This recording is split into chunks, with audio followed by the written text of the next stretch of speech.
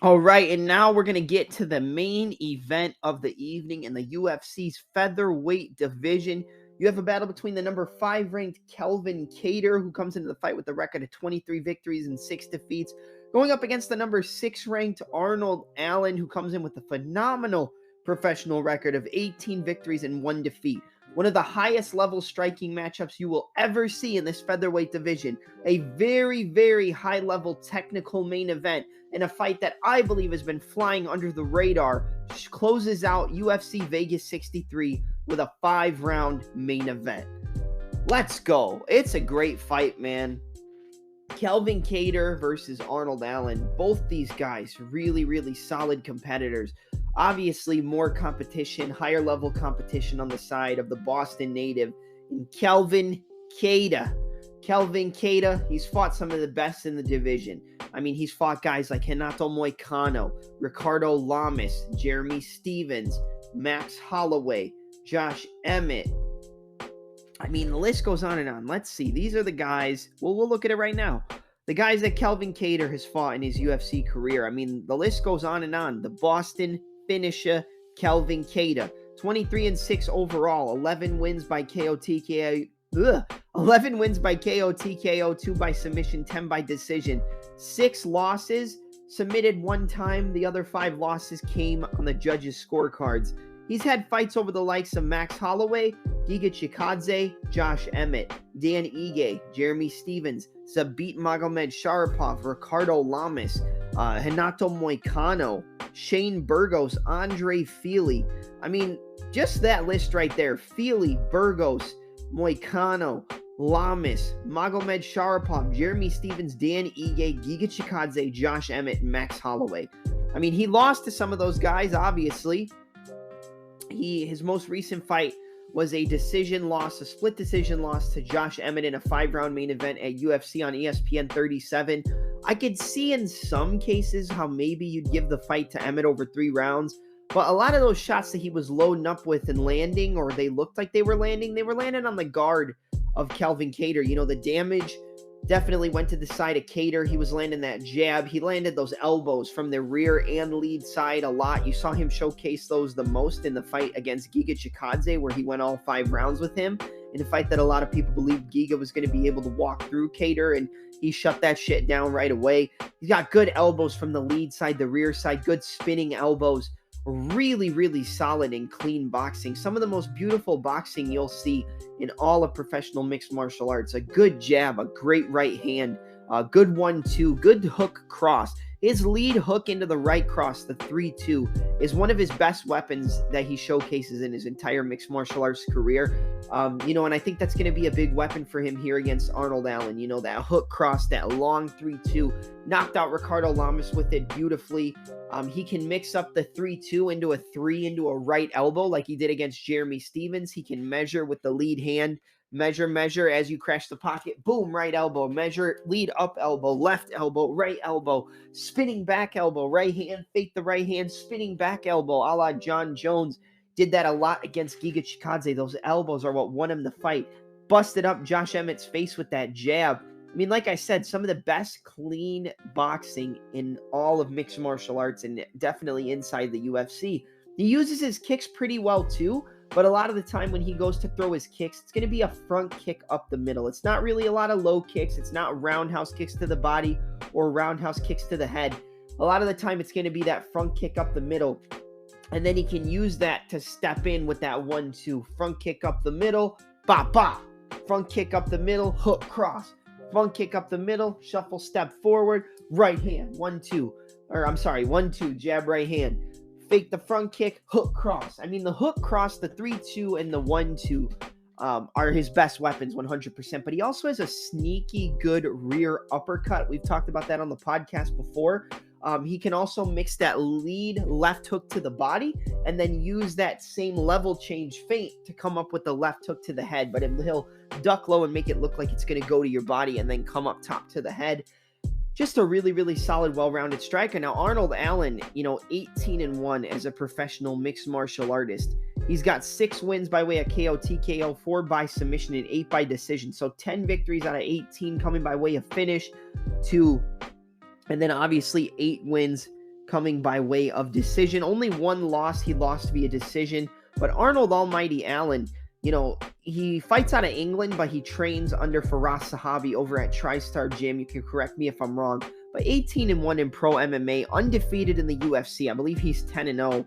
Let's see, 1, 2, 3, 4, 5, 6, 7, 8, 9-0. Okay, so this will be his 10th fight in the UFC. Never lost in the UFC. He's got wins over the likes of Alan Omer, Yautsin Meza, Makwan Amir Khani via split decision. That's a good win for him.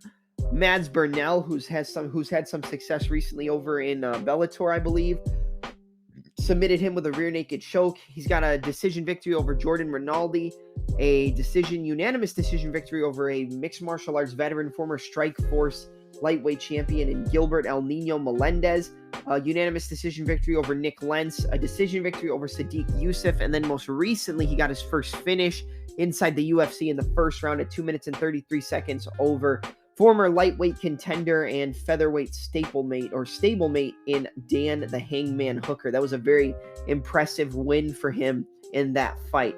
Obviously caught him with that right hook, straight left. The 1-2 down the middle hurt Hooker early.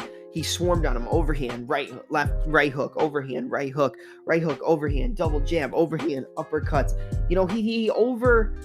He swarmed. He just went to brawl because he knew he could get Hooker out of there. That weight cut, the huge weight cut after going up at 55 for so long definitely depleted Hooker. It's a story we've known for a very long time. When you make those big weight cuts after you're so used to being in a different weight class, dropping down affects your chin. It affects your durability. And maybe that played the part into it, but that's not Arnold Allen's fault. Arnold Allen looked great in that fight. But even in that fight, when he was swarming Dan Hooker after he hurt him, Hooker was able to catch him coming in with his hands low because he was just swarming, throwing from the hip, throwing wild shots, and boom, he caught him with a left hook, spun his chin around, dropped him, but Arnold Allen recovered like a Terminator immediately, got back up and came up, left straight, right hook, jab, right straight, left jab, right straight, right jab, left straight, right hook, straight left, right hook, uppercut, elbow, and he just swarmed on him and got him out of there. I mean, he looked amazing. He looked like a world beater. And Arnold Allen against Sadiq Youssef, he was probably going to lose on the scorecards if he didn't score those knockdowns, but he was a smart, technical, cerebral guy. He was able to catch Sadiq with a left hand as he was off on the angle towards that rear left foot. Sadiq had control of the wrist. He used that to pull him into a straight left on that angle, drop him, hurt him. And then later on in the fight, he caught him with a straight left into a same side left high kick. We've talked about the cross high kicks a lot on this podcast. You slip the cross, you're right into the line of trajectory for the left high kick as it comes up and cracks you on the chin. Same if you're an orthodox right straight, right high kick behind it, a la Robert Whittaker, a la TJ Dillashaw. But he landed that straight left, boom, right high kick, or left high kick behind it, clanked Sadiq Youssef on the chin, hurt him, rocked him really bad. Scored a takedown in that fight, I believe, as well. But if he didn't score those knockdowns, there's an argument that Sadiq could have won that fight. It was close. It was competitive. Sadiq landed some good shots to the body. He pushed the pace, pushed forward, landed some good shots throughout the entirety of the fight. But those knockdowns are what secured Arnold Allen those rounds and what secured Arnold Allen the victory. So can't fault Arnold Allen for that. He was smart enough to find the opening, land those shots, and get the knockdowns like we thought. But let's look at the stats for this fight. When you look at the stats for Arnold Allen versus Kelvin Kattar, you've got a 5'11", or is the height of Kelvin Kattar, 5'8" for Arnold Allen. So it's going to be a 3-inch height advantage for Kelvin Kattar. He's also going to have a 2-inch reach advantage at 72 inches compared to 70 inches for Arnold Allen. Leg reach is pretty identical, 40-inch to 39-inch leg reach for Arnold Allen. We go to some of the intangibles and more of the stats.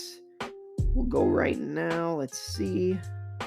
Win percentages for both men. You got 48% of the wins coming by way of KO, TKO, 9% by submission, and 43% by decision for Kelvin Kattar. And on the side of Arnold Allen, you got 33% of the wins coming by way of KO, TKO, 22% by submission, and 44% via decision. Pretty close, but more knockout upside on the side of the Boston finisher in Kelvin Kattar. Average fight time, 15 minutes, 36 seconds for Kattar to 12 minutes and 59 seconds for almighty Arnold Allen.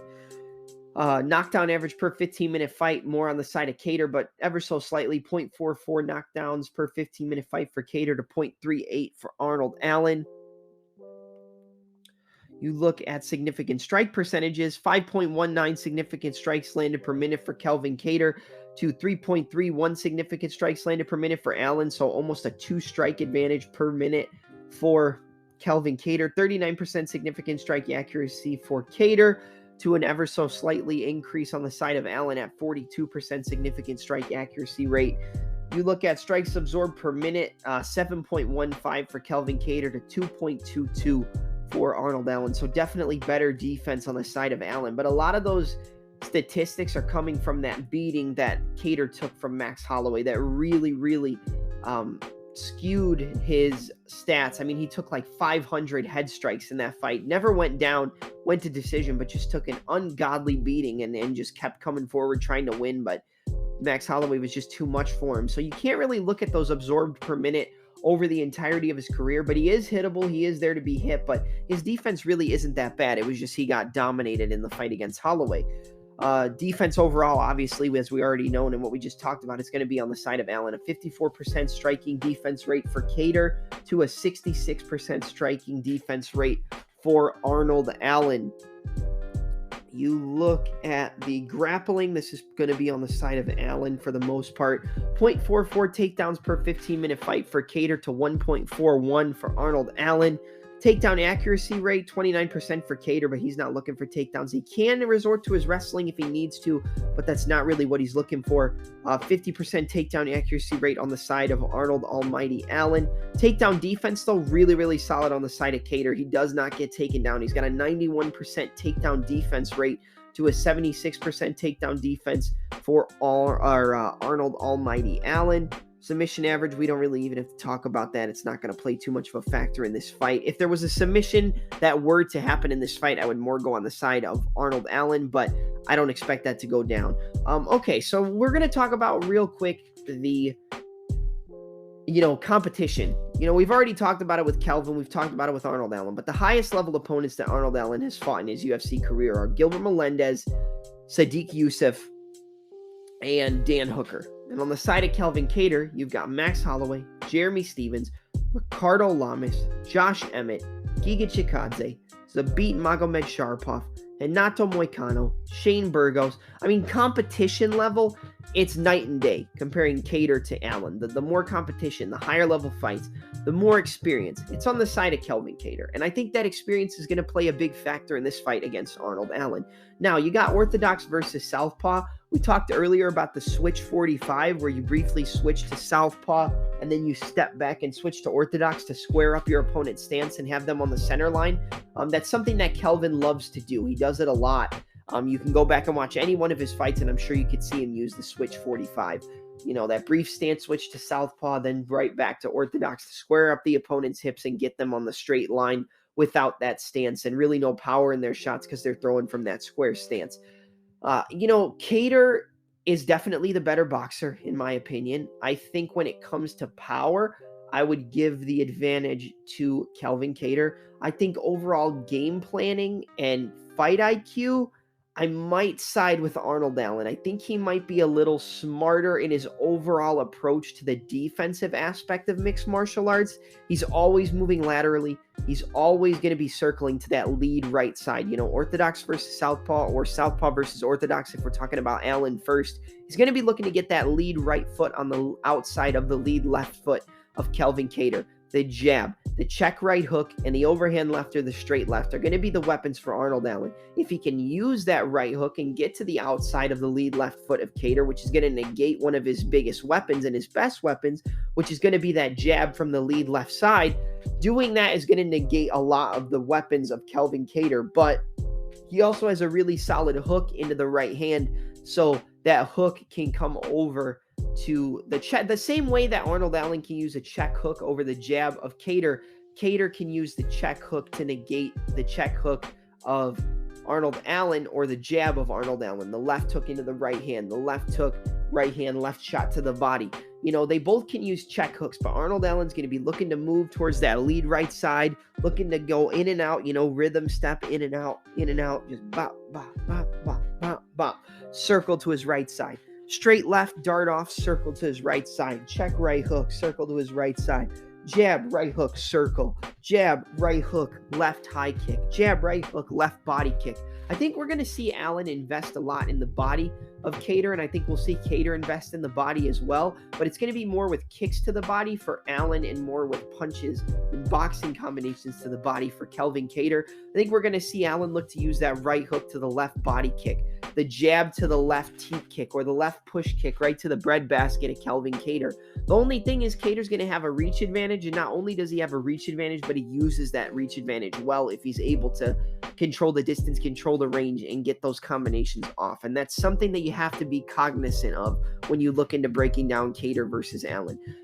I think that Kattar is 100% the better boxer. I think he's more technical of a fighter than Arnold Allen. I think Arnold Allen has the bigger advantage with the kicks and the swarming ability. You saw in the fight against Josh Emmett with Kattar, which I believe Kattar won, but they obviously gave the decision to Emmett. A lot of people thought Kattar won that fight over 5 rounds, but you see with this fight that, Arnold Allen is going to have the ability to swarm Kattar and land big shots. That straight left, that overhand left, that right hook, that left uppercut, that right hook, that jab, right hook, straight left, jab, overhand left, left uppercut, right hook, double jab. Just constantly swarming and trying to close the distance and pressure Kattar is going to be the best weapon for Arnold Allen. Because if you stay at range, if you fight at a distance, if you stay in that boxing range for long enough, Kattar's going to eat up Arnold Allen. Kattar's going to piece him up. I think the jab of Kelvin Kattar is going to be a big weapon, and I think it's going to be a jab that Arnold Allen's never seen before. Kattar has one of the best jabs in MMA, and a lot of guys from that New England cartel, Jake Manini, Tyson Chartier, Jim, and, out in that neck of the woods, they have some of the best jabs in MMA. Rob Font, Kelvin Kattar, they're probably the best jabbers in MMA, or two of the best jabbers in any weight class, any division, any promotion. They have some of the best jabs in mixed martial arts. Rob Font, Kelvin Kattar might have the best jabs inside the UFC as well.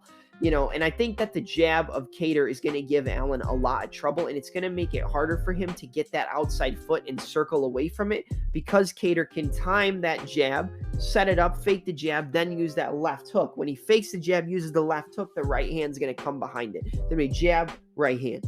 Fake the jab, jab, right hand. Fake the jab, throw the right hand, fake the jab, lead left hook, right hand. Like he can mix it up with the tempo. He can mix it up with the timing. And I think his ability to catch people coming in as they crash the pocket. The reason I mentioned the Arnold Allen exchange in the Dan Hooker fight where he was swarming him, had his hands down and got caught with a hook, pop, and his head spun around and he got dropped. Yes, he recovered quickly. Yes, he had the ability to recover. But to be honest, if you walk into range like that against Kelvin's going to time you, he's going to catch you, and he's going to hurt you. Kelvin has a very, very good step back rear 6, or the 6, because it's going to be from the rear side when you call it the 6 anyway. The rear uppercut, a step back rear uppercut. He used it against Shane Burgos as he stepped in. He used it against Zabit as Zabit tried to step in and close the range.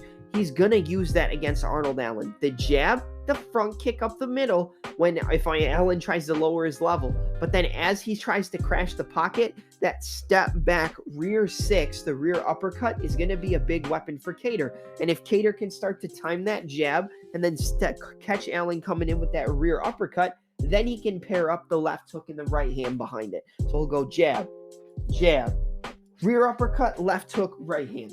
Step in, rear uppercut, circle off, left hook, right hand.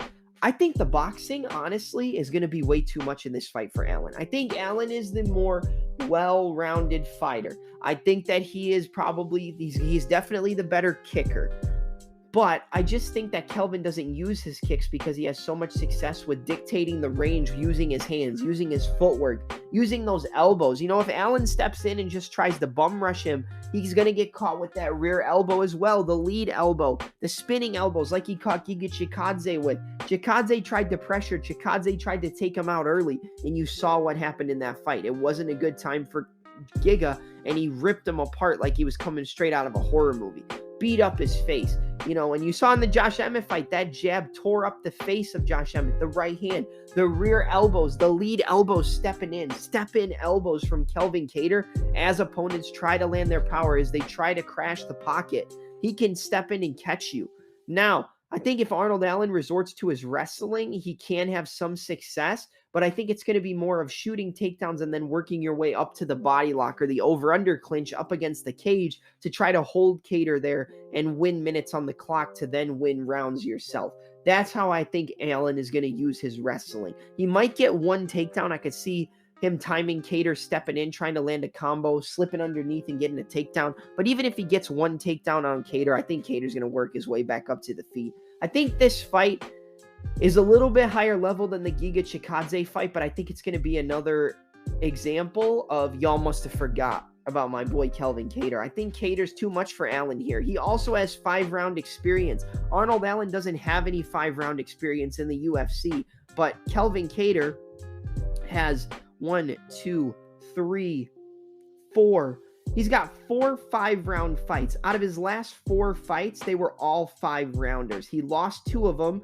I think he only lost 1 because I don't think he really lost that Josh Emmett fight. But he knows how to pick up the pace. He knows how to pick up on your timing, pick up on your counters, pick up on your striking combinations, and work his way up as the fight goes on. He might lose the first round to Arnold Allen. Arnold Allen might win the first round, but as it gets towards the midpoint in the second, into the third, into the fourth, into the fifth, that's where Kattar's going to pick it up. That's where Kattar's going to work on him. And the big strikes that he was able to catch Sadiq with in that fight, I don't think Kattar's going to be there for that left high kick behind the straight left. I don't think Kattar's going to be there for a lot of the big power shots of Allen. I could see him landing that straight left and potentially hurting Kelvin. Kelvin takes a lot of damage. He took so much damage in that Holloway fight. He took some damage in the Dan Ige fight. He took some damage in the fight with Josh Emmett. Josh Emmett threw the bigger shots, but a lot of the time Kattar was blocking it. But he did take some big shots from Josh Emmett. But Emmett was the one who was ripped up, torn apart, and his face was destroyed from the jab, from the lead and rear elbows, that rear uppercut, the front kick up top to the head. I think Kattar's going to be have a showcase in this fight, but I do think it's a really, really solid matchup. I think it's a very difficult matchup for both sides. I think this is a tough fight for Kattar, but I think Kattar's just more experienced, and I think he's got more weapons to win this fight than Arnold Allen does. And when it comes down to the prediction, I'm going to go with Kelvin Kattar. I think the jab is going to dictate a lot of this fight. That jab is going to turn over into the left hook. The left hook is going to turn over into the right hand. The pressure of Allen when he drops his hands and he just throws those bombs. He sometimes just negates it and just overthrows with his power. You overthrow against Kelvin Kattar and you're going to get caught with that jab. You're going to get caught with that right hand. You're going to get caught with that left hook right hand, and you're going to get caught with that uppercut up the middle. I think the defensive irresponsibility of Arnold Allen, even though he's very good defensively with his footwork, probably more than his high guard, he's very good with his footwork, which I think can give Kelvin some trouble. I think he uses his feet a little bit more than Kelvin does, but I still think Kelvin can time those counters, time those combinations, use that check hook over the lead right jab, as Arnold Allen's going to try to use to set up that left high kick, and vice versa. I think if he uses that hook, uses the jab, the jab is going to dictate the fight for Kelvin, in my opinion. And I'm going to go with Kelvin to win a decision here. So my pick is going to be Kelvin Kattar, the number 5 ranked featherweight in the division, to improve to 24-6 and defeat the number 6 ranked Arnold Allen via 48-47 unanimous decision. I think Allen potentially gets 2 rounds, but I think Kattar's going to pick it up late in the fight, and he's going to do enough damage, have enough power to hurt Allen in this fight at certain points. I could see a finish from Kattar, but I'm going to go with a decision. I just think Arnold is, he's fighting out a TriStar. He's fighting under Faraz Sahabi. They're always going to come in with a good game plan. He knows how to win rounds. He knows how to fight technical and tactical. And I'm going to go with the experience of the number 5 ranked Kelvin Kattar to win a 48-47 unanimous decision over the number 6 ranked Arnold Allen.